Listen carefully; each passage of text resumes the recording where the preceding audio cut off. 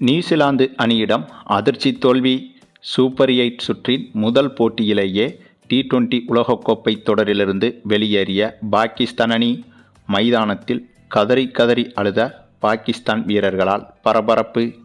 கலவரமான ஒட்டுமொத்த பாகிஸ்தான் நாடு. அதாவது நடந்து வரும் T20 உலகக்கோப்பை தொடர் என்பது தற்போது முதல் சுற்றை முடித்துவிட்டு அடுத்த சுற்றுக்கு சென்றுள்ளது. முதல் சுற்றான குரூப் சுற்றுகளில் அனைத்து போட்டிகளும் முடிவடைந்துவிட்டது.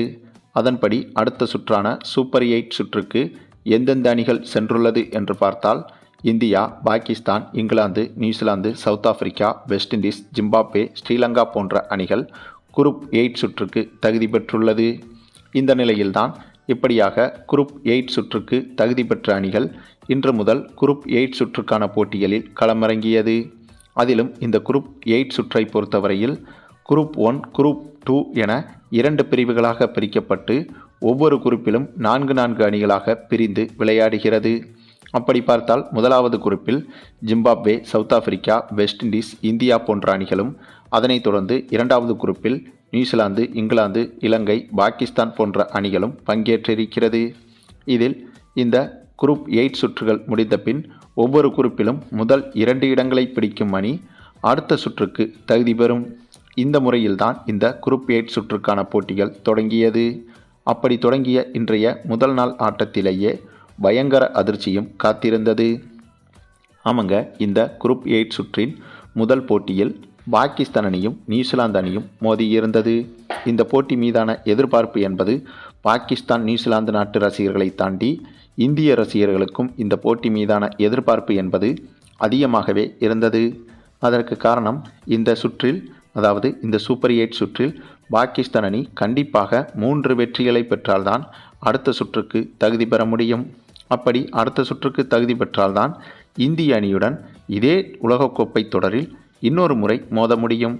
ஆகவேதான் கண்டிப்பாக எப்படியாவது பாகிஸ்தான் அணி இந்த குரூப் 8 சுற்றில் தொடர்ச்சியாக வெற்றி பெற்று அடுத்த சுற்றுக்கு முன்னேற வேண்டும் என்ற எதிர்பார்ப்பு இந்திய ரசிகர்கள் மத்தியில் இருந்தது.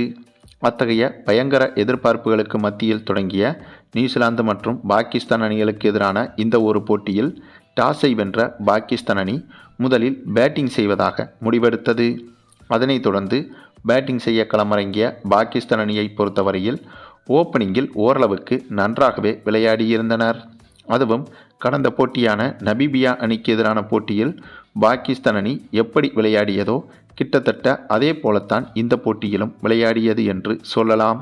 அதற்கு காரணம், இந்த போட்டியில் முதலில் பேட்டிங் செய்ய களமிறங்கிய பாகிஸ்தான் அணியை பொறுத்தவரையில் ஃபர்கான் என்ற ஓப்பனிங் பேட்ஸ்மேனும், அதனைத் தொடர்ந்து பாகிஸ்தான் கேப்டன் சல்மான் ஆகா என்பவரும், அதனைத் தொடர்ந்து சதாப் கானும் சேர்ந்து சூப்பராகவே விளையாடியிருந்தனர். இவர்களின் ஆட்டம்தான் பாகிஸ்தான் அணிக்கு இந்த போட்டியில் பலமாக மாறியது. இதில் ஃபர்கான் என்ற பேட்ஸ்மேன் மட்டுமே 75 ரன்கள் வரை குவித்திருந்தார். அதனைத் தொடர்ந்து சல்மான் ஆகா 41 ரன்களும், சதாப் கான் 32 ரன்களும் குவித்திருந்தனர்.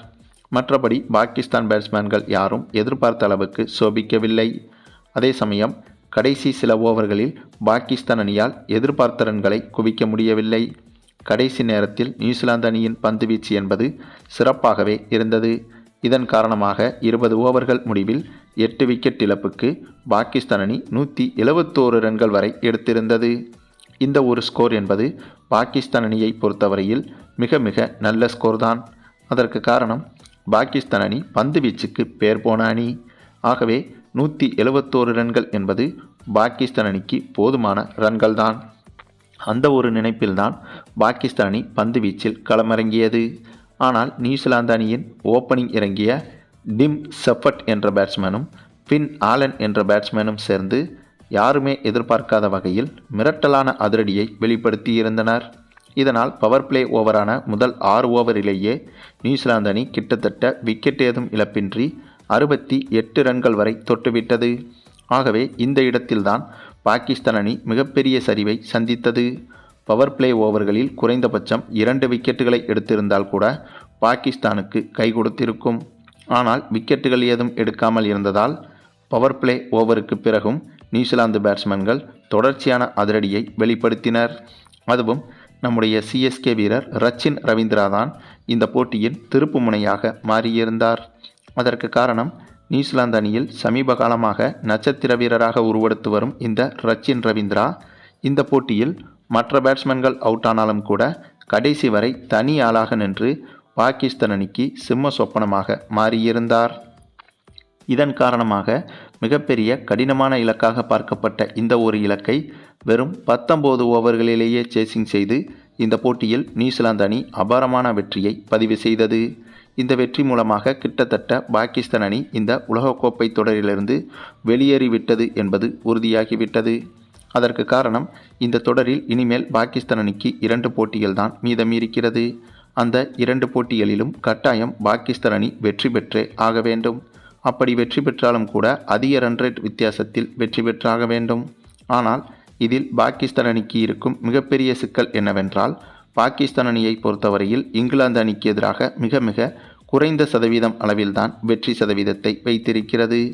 அதுவும் பாகிஸ்தானின் சொந்த மைதானமாக கருதப்படும் துபாய் போன்ற மைதானங்களில் விளையாடும் போதுதான் இங்கிலாந்து அணியை ஏதாவது ஒரு சில போட்டிகளில் பாகிஸ்தான் அணி வீழ்த்தியிருக்கிறது. அப்படி இருக்கும்போது இந்தியா, இலங்கை போன்ற மைதானங்களில் இங்கிலாந்து அணியை பாகிஸ்தான் அணியால் வீழ்த்தவே முடியாது என்பதை இப்போதே உறுதியாக சொல்லிவிடலாம். அதேபோல இலங்கை அணியும் அதன் சொந்த மண்ணில் வைத்து பாகிஸ்தான் அணியால் அவ்வளவு எளிதாக வீழ்த்திவிட முடியாது. குறிப்பாக இந்த உலகக்கோப்பை தொடரை பொறுத்தவரையில் இலங்கை அணி விஸ்வரூபமாக விளையாடி வருகிறது. ஆஸ்திரேலியா போன்ற அணியவே அசால்ட்டாக ஊதி தள்ளி இருந்தது இலங்கை அணி.